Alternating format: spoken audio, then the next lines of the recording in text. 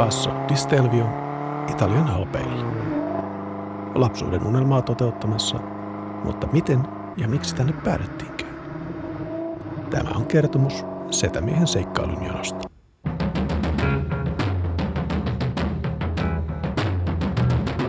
No, kaikki alkoi alusta. Ensimmäinen tunnistettava sanani oli kö, joka tietysti tarkoitti autoa. Sitten vähän isompana poikana haaveilemassa tai harrastamassa vanhojen autojen parissa. Itse reissu Suomesta Italiaan alkoi Alfa Romeo Spiderin kuormauksella heinäkuisena torstaina ystäväni Jounin pihassa. Kun saavuimme Vuosaaren satamaan, ei muita harrasteautoja juuri näkynyt.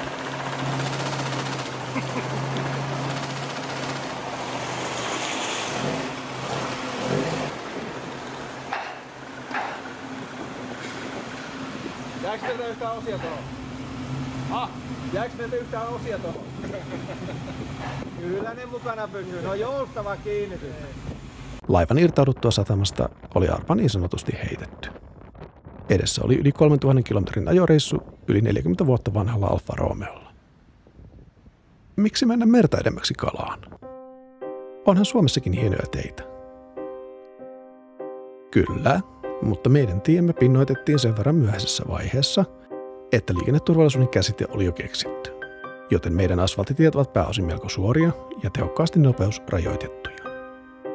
Luonnollisesti tuttuus tuottaa myös tylsistymistä, ja eiväthän Chagall ja James Bond ajelleet Porvoon peltoja ihaillen. Mikä avuksi? Kekseliäinen miehenä alan käyttää aurinkolamien aamuja elämysautoiluun. Kun perhe vielä nukkui, otin vuokra-auton ja lähdin auringon noustessa ajamaan vuoristoteille. Esimerkiksi Kanariansaaret tarjosivat erinomaisia teitä, mutta valitettavasti vuokra-autotarjonta ei ollut samaa tasoa. Vaikka Nissan Micra onkin kelpo market-kiituri, niin jotain jäi puuttumaan. Seuraava askel oli urheiluauton vuokraaminen. Mazda MX-5, juhannus Romaniassa ja tilaisuus käydä ajamassa kuuluisa Transfagarationin tie. Tie oli upea ja auto teki tehtävänsä. Mutta jotain puuttui yhä. Auto on liian uusi. Kun ajaa klassikkoautolla, sen mukana tulee mukaan kaikki se historia, mikä liittyy itse autoon, siihen aikakauteen ja omaan romanttiseen mielikuvaan menneisyydestä. Olet ikään kuin omassa klassikkoelokuvassa. Kyllä, auto- ja ajoharrastuksessa on kyse tunteista.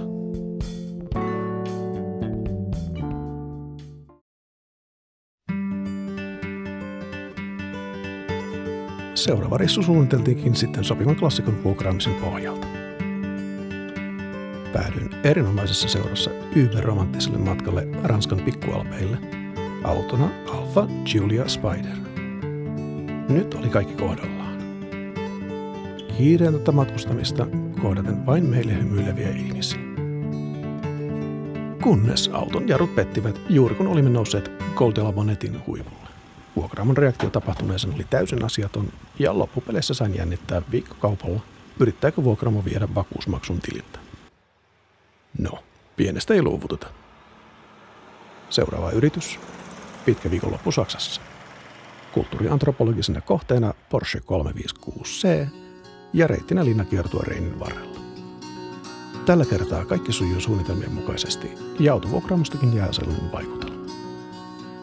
Mutta unelmieni automatkalon olennainen elementti on vapaus. Muutaman päivän vuokraus rajoittaa toiminta-aluetta ja asettaa paineen ajaa liikaa. Looginen lopputulos oli sitten lähteä matkaan omalla autolla. Klassikoksi valikoituu Alfa Romeo Spider. Ai oli melko karu, mutta perusterve yksilö, jonka kunnostin. Ja lopputulos oli mielestäni oikein hyvä. Perjantai-ilta ja saavumme Saksaan.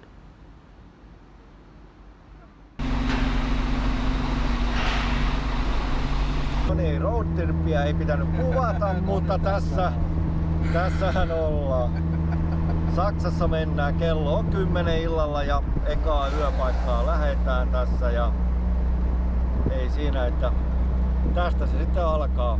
Mukava reissu. Aurinko laskee ja täysi kuu nousee.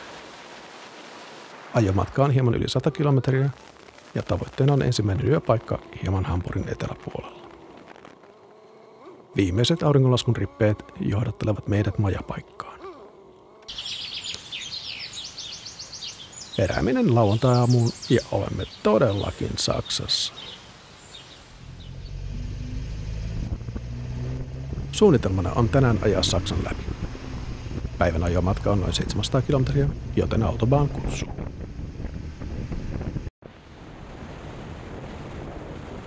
Ajo Saksan läpi oli tylsä ja helppo, joten ei siitä sen enempää. Moottoritiet jäävät taakse Schwarzwaldin lähestyessä. Ensimmäisen ajopäivän huipennukseksi suunniteltu Etelä-Saksassa sijaitseva Schwarzwald. Eurooppalaiset ja erityisesti englantilaiset kehuvat kovasti Schwarzwaldin teitä, mutta minua ne eivät oikein värähdyttäneet, koska vastaavia löytyy Suomestakin, vaikka kuinka paljon. Saapuminen majoitukseen ja ansaittu virvoke. Sunnuntai-aamu avautuu kirkkaana ja lähdemme liikkeelle kohti Ranskaa. Moottoritie kutsuu ja olemmekin jo Ranskassa. Määränpäällämme on Mulhouse, missä on museo Cité de l'Automobile eli Schlumpf Collection. Navigaattori käskee vasemmalle, mutta oikealla näkyy parkkipaikka täynnä klassikkoautoja. No, meidänkin autossa on kääntyvät etupyörät, joten ei kun tiedustelemaan.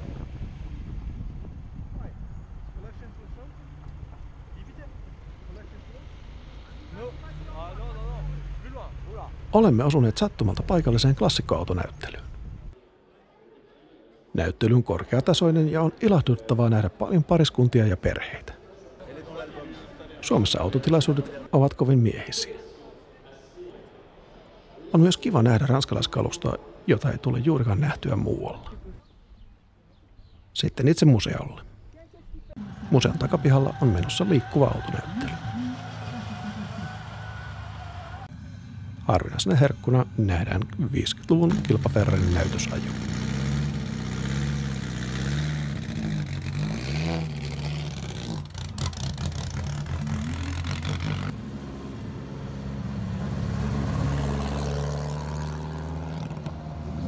Museon sisällä oleva näyttely on maineensa veroinen. Se on maailman suurin automuseo, jonka takana olivat jo nyt edesmenneet veljekset Hans ja Fritz Schlumpf. Heidän sodan jälkeen alkanut salainen autokeräilynsä lähti niin sanotusti lapasista. Omien ja yrityksen rahojen sekoittaminen ajoi veljesten omaisuuden luoneen tekstiilitehtaan konkurssiin, minkä jälkeen veljekset pakenivat Sveitsiin. Työntekijät valtasivat kokoelman ja avasivat sen yleisölle. Vuonna 1978 museo julistettiin historialliseksi monumentiksi. Myöhemmin se kansallistettiin. Täytyy rakastaa ranskalaista hulluutta. Veistoksia ja kilpa-autoja. Totta kai. Mulhousessa tähtäin on korkealla ja vierailun arvoinen paikka. Tosin melkoisen paatuneina harrastajina olemme kuitenkin ulkona jo 1,5 tunnin vierailun jälkeen. Seuraavaksi kohti Sveitsiä. Tiemaksu ja tankkaamaan. Emmekä selvästikään ole enää Suomessa. Sveitsiläisten huoltoasemien palvelukonsepti eroaa selvästi suomalaisista. Tunneleita, moottoriteitä. Tunneleita, moottoriteitä. Kunnes vuodet alkavat nousta esiin. Alamme olla pelialueella. Klausenpaassa. Tätä varten tänne on tultu.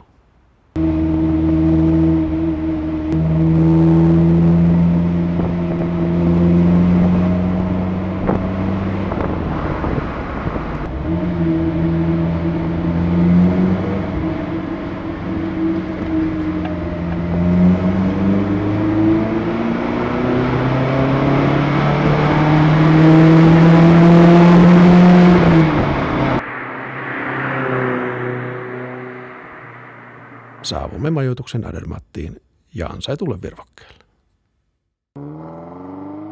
Aamu alkaa suoraan Sustenpassin alusta. Sustenpass on yksi Andermatin 8 kutsutuista Alppien ylityksistä. Klassikkoauton ajo-ominaisuuksien rajat tulevat näillä mutkateillä vastaan sen verran alhaisilla nopeuksilla, että täällä voi nauttia ajamisesta ilman pelkoa ylinopeussakoista tai muiden vaarantamisesta. Tiesaamille kehuille on katetta. Alfa laulaa. Muitakin klassikoita on liikenteessä.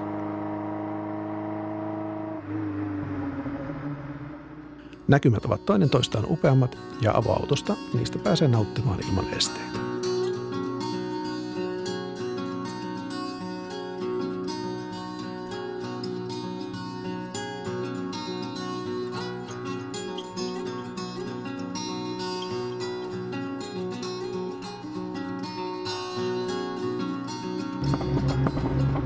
Alastulot ovat nyt jyrkempiä, joten moottorijarrutusta tarvitaan. Ja jo eilen havaittu jälkipoltto on pahentunut. Paukkeen juurisyy on selvitettävä ennen kuin se aiheuttaa moottorille vahinkoa. Sytytyksen ajoitus säädettiin Suomessa ennen lähtöä, mutta viikkojen helistely ja hieno säätö jäivät kiireesti johtuen liian vähälle. Toki epäsuomalaisella korkeudella ja lämpötilallakin on vaikutuksensa.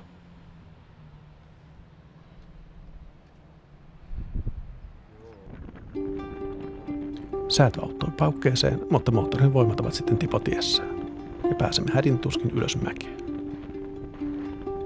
Urheiluautoilija huumori alkaa olla vähissä, kun nousemme ylös Grimsel Passia. Pretty grim indeed.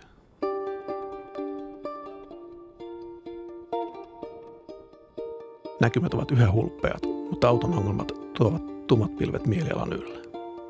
Luotto autoon on kadonnut, ja vaikka James Bondin Kultasormi-elokuvasta tuttu Furka-Pass näkyy jo, päätämme jättää sen väliin jatkaen Nufvenenille.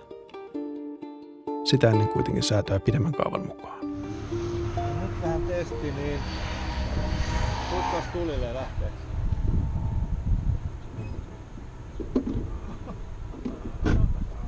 Vaihdetta ei tarvitse tapaa.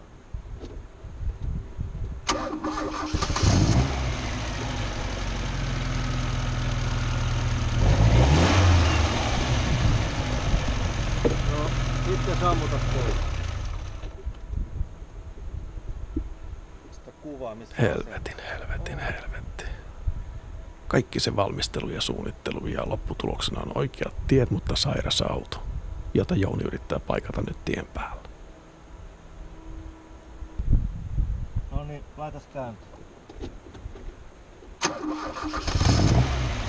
Pitää tehdä moottorin virranjakajan kärkivälin tarkistus ja säätö, sytytyksen ajoituksen, kaasuttimien tasapainon ja seoksen sää. Kokeiles nyt käyntiin. Sammutaan.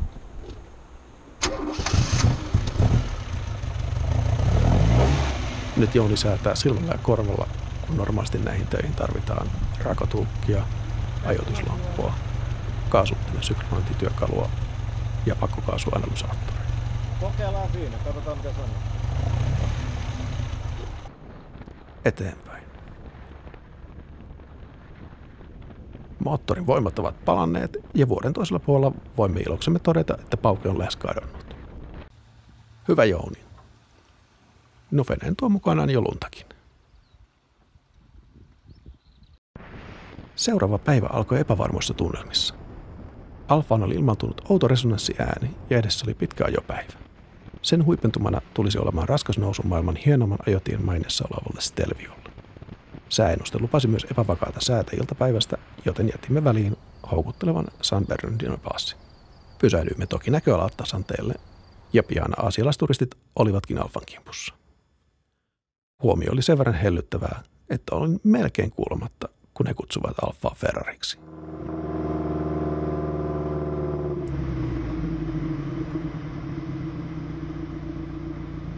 Abulla Passilla oli aika vähän liikennettä ja huipulla oli muitakin harrasteautoilijoita, tosin muutaman vuosikymmenen uudemmalla kalustolla.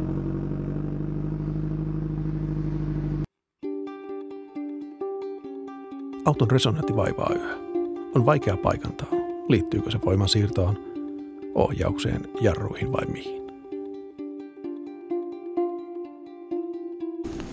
Ovenen Passilla taivas sitten aukeaa. Sateen liukastavat tiet, katon päällä laitosta johtuva äänimaailman muutos ja klaustrofobia nostaa resonoinnista johtuvat pelot niin pintaan, että asialle on tehtävä jotain. Saavumme kylään ja kurvaamme ensimmäisen korjaaman pihaan. Yhteistä kieltä on vain muutaman sanan verran, mutta klassikolla liikkuvien suomalaisten sympatia-arvo on sen verran korkea, että muut työt keskeytetään ja alfa nostetaan ilmaan. Syy löytyykin lähes välittömästi. Pohjapanssari, jonka onnistuin ajamaan kiveen Schwarzwaldissa, on vääntynyt niin lähelle moottoria, että se ajaessa otti tuon tuosta kiinni pohjapanssariin ja aiheutti resonanssiääniä.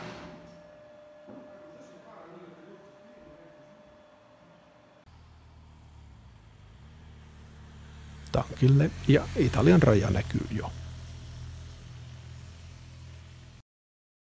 Kun saavumme Stelvion itärinteen alkuun, vettä tuleekin jo reippaan puoleisesti.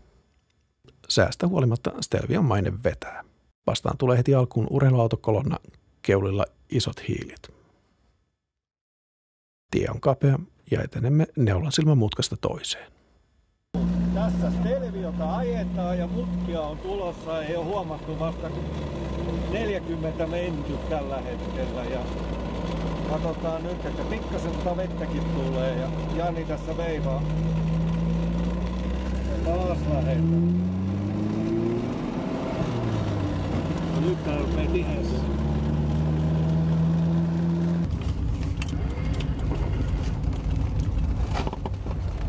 Suomessa.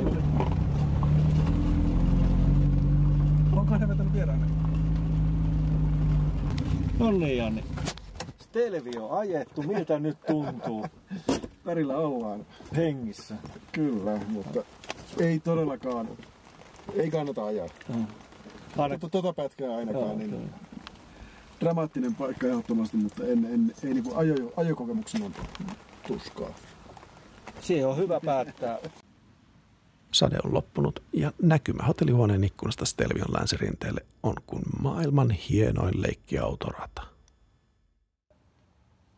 Onhan se vaikuttava näky. Pakolliset sometukset. Ennen pimeän tuloa on pakko mennä leikkimään sillä autoradalla.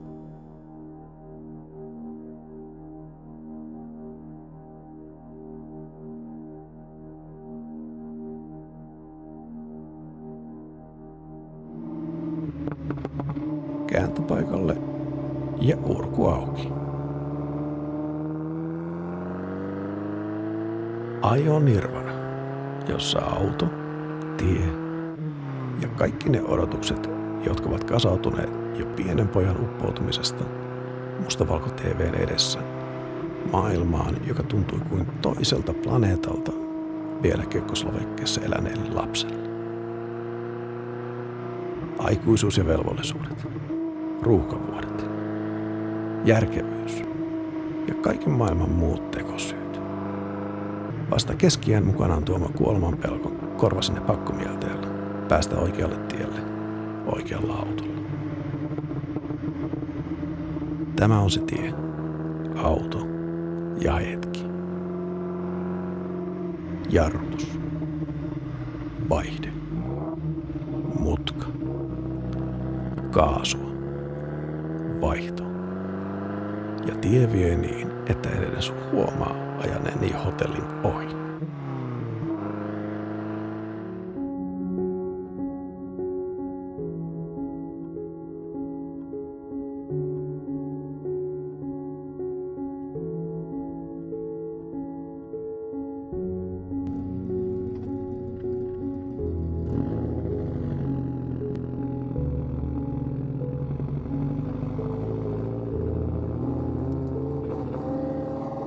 Uusi aamu ja menoksi.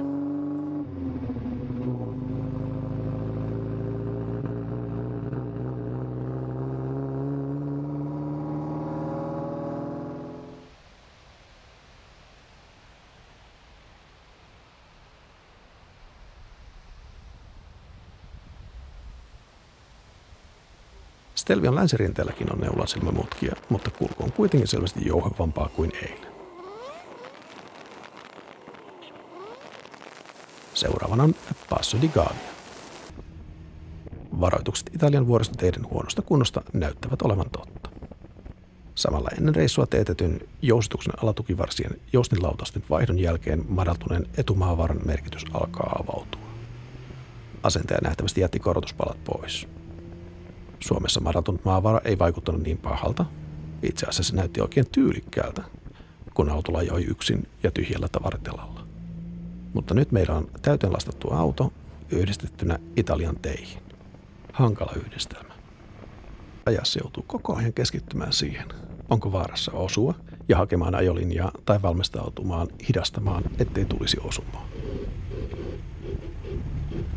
Ja aina sekään ei auta, kun ei vaan ole tarjolla reittiä ilman osumaa.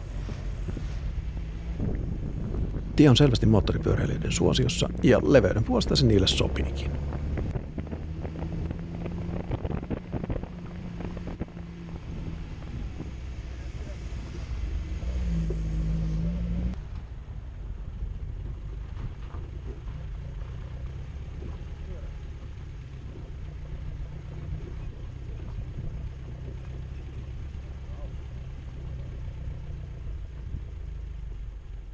San Matteon taistelun muistomerkillä uhraamme ajatuksen 100 vuoden taakse.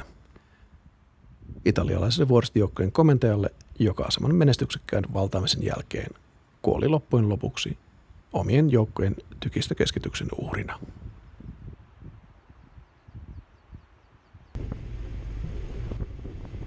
Ehkä vuoden toisella puolella on paremmat tiet.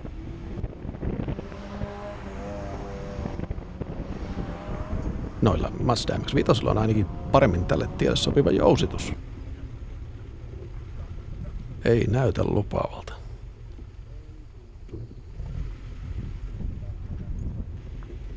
Kaiteettoman tien näkymät ovat aika hurjat, erityisesti Syönojan puolella matkustavalle repsikalle. No, tiet eivät ainakaan parantuneet ja matkavauhti laski jo niin paljon, että on parempi päästää polkupyöräilijätkin ohittamaan.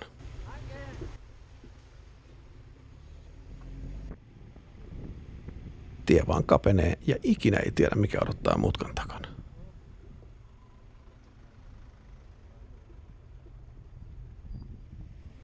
Passo di Gavien jälkeen oli tarkoitus lähteä vuorten yli kohti Gardejärveä, mutta koska kartan perusteella edessä olisi ollut vielä pienempi kinttupolku, päätämme edetä ihan perusmaantietä.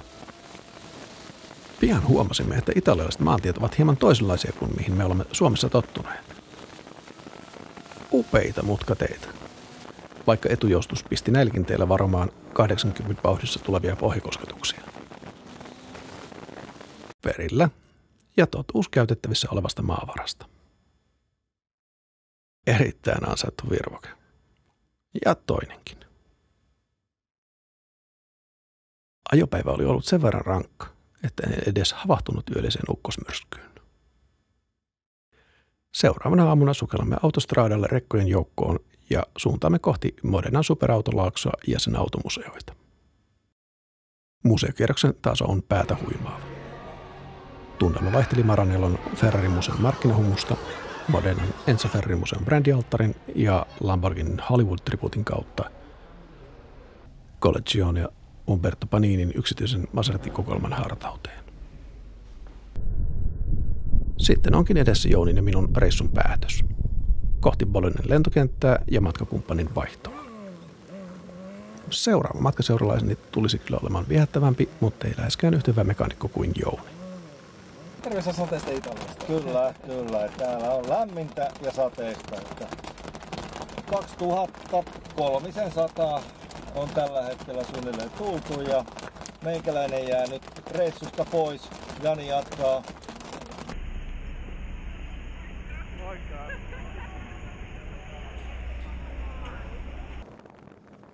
Tähän asti on menty auto- ja ajoharrastusreissuna. Nyt matkan luonne muuttuu. Vuorossa on rauhallista nautiskelua Tanjan kanssa Toskanan ja Emilia-Romanon maaseudulla. Siirtymän nautiskelualueelle tehdään tosin Mille Miglia kilpailustut kuuluisaksi tulleiden Futa ja Ratikossa passojen kautta. Italiassa kukkokin herää hienotunteisesti vasta ihmisten aikaan. Jo Futan alusta huomaa, että jotain on muuttunut. Tie on lähes kilparatamaisen tasainen. Se on myös kilparatahenkisten moottoripyöräilijöiden suosiossa. Vaikka motoristit ovatkin liikkeellä eri rytmillä, niin savu antaa sijaa.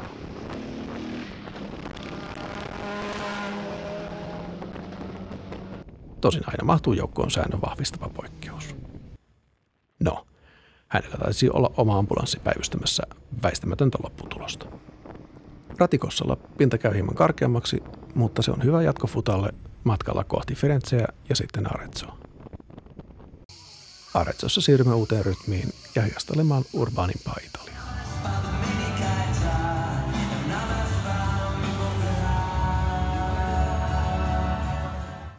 Arezzosta matka jatkuu maaseudulle ja auto antaa vapauden tutkia ja kokea Italiaa turistikohteiden ulkopuolelta.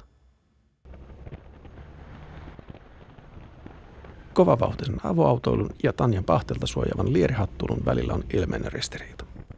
Se ratkeaa sillä, että jätämme autostraadan ja lähdemme extempore oikaisemaan vuorten yli kohti Bobbiota.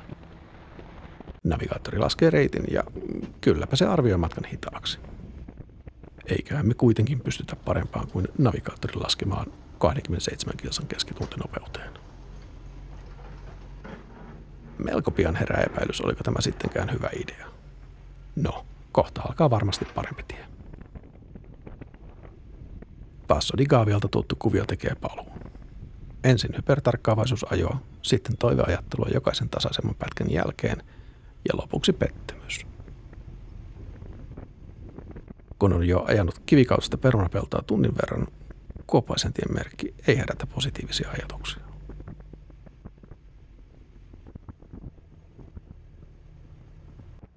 Päivä alkaa kääntyä iltaan ja kulku on yhä samaa paarustamista. Ihmisasutus loistaa poissaolollaan. Tien kunto ei ainakaan parane. Kapenee kylläkin. Mutta kyllä täällä on hetkensäkin. Haukka liittyy mukaamme. Liumme muodostelmassa muutaman 10 metriä. Ja huipun lähestyessä maisemakin alkaa avautumaan.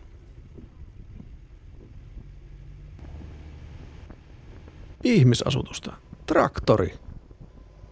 Tosin nyt taidamme olla jo niin korvessa, että tähän asti Alfa Romeossa saamamme hymyreaktiot ovat vaihtuneet, mitäs juppeja nuo ovat, ilmeisiin. Matka jatkuu ja tie huononee entisestään.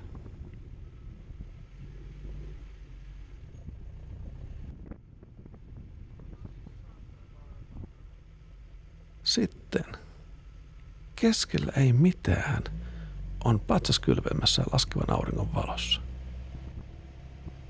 Jotenkin absurdi näky. Matka jatkuu. Ääneen sanottu aikapaine tulee MM-futiksen alkupotkusta ja halusta päästä pois näiltä teiltä ennen pimeän tuloa.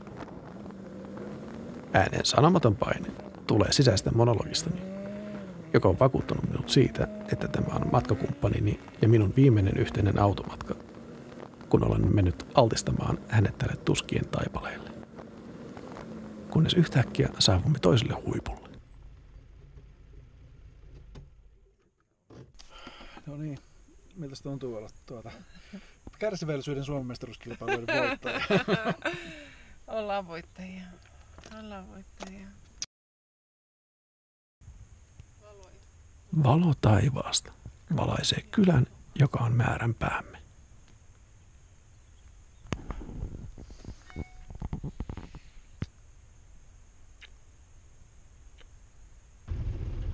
Osoittautuu, että Tanja ei ole kokenut taipalettamme kuten minä. Hän on itse asiassa nauttinut mahdollisuudesta päästä näkemään poikkeuksellisia maisemia. Matka jatkuu ja valo johdattaa matkaa. Nopeus kasvaa. Osin tien paranemisen, osin maanläheisyyden tuoman verenjanon vuoksi. Iso tie tuntuu jo voitolta. Ehdimme kuin ehdimmekin nähdä MM-kisojen avauspotkuun. Alfa tulee uniin. Yli 40 vuotta vanha auto ja 6 tunnin punnerus yli 2 vuoden ja loputtomien kuoppien. Eikä pienintäkään valitusta.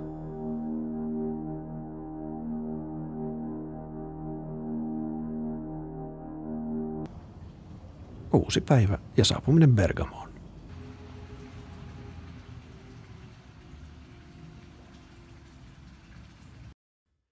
Pikainen parturikäynti venyi pitkäksi autojutusteluksi ja lupaukseksi tulla näyttämään autoa ennen lähtöä kaupan tekoon Bresciaan. Suomalaispari, joka on tullut Suomesta asti Italian punaisella klassikkoalfalla, kokee itsensä melkoisen tervetulleeksi, erityisesti kun toinen heistä osaa paikallista kieltä. Sun pitää ehkä nousta. Mä nousen kuin minä.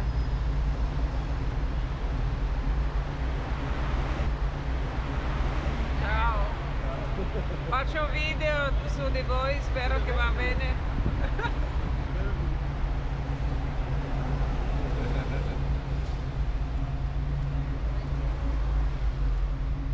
Long trip, but Allora ha deciso cosa fare? Sì, lui va secondo il piano, andiamo lì e vediamo come Dammi un suo biglietto. Onko sulla käyntikortti? ei ole, mutta mulla on hänen tiedot, joten mä oon hänen yhteyksissä vielä. Però lui ha i tuoi contatti e ci chiamiamo o veniamo a trovarti. Ah, ok. No, se io gli compro la Maserati, compro io.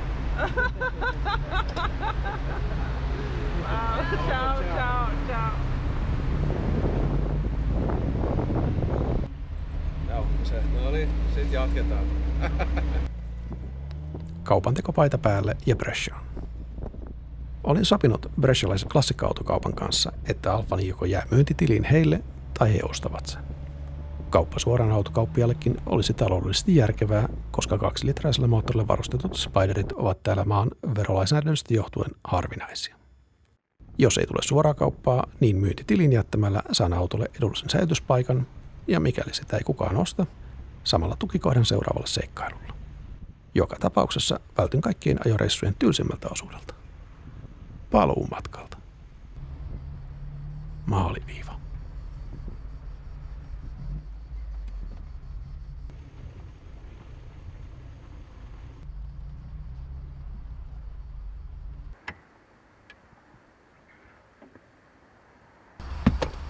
Ahvita päässä hengessä ainakin, mutta katsotaan miten sitä loppuhommashow menee.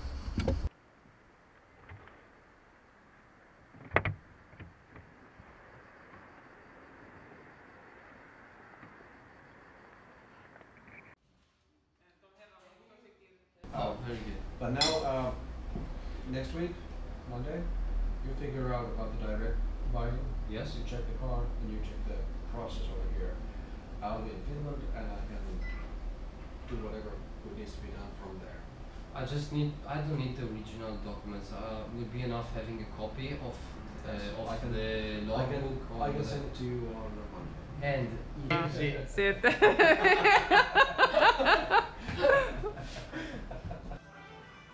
Ehkä viimeinen vilaus. Ja kohti Bergamoa. Nyt autottomana.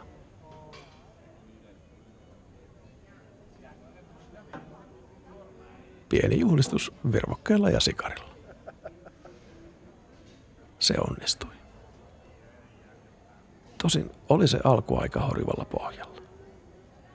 Kaupankäynti Lutsaakon kanssa ei sittemmin osoittautunut täysin ongelmattomaksi, mutta loppujen lopuksi Alfa sai kuitenkin uuden kodin Italiasta. Mutta seikkailun kuuluu draaman kaari, jossa on takaiskunsa ja ripaus katumusta ja nöyrtymistä. Ja tietenkin huiput. En tule ikinä unohtamaan Stelvion iltanousua.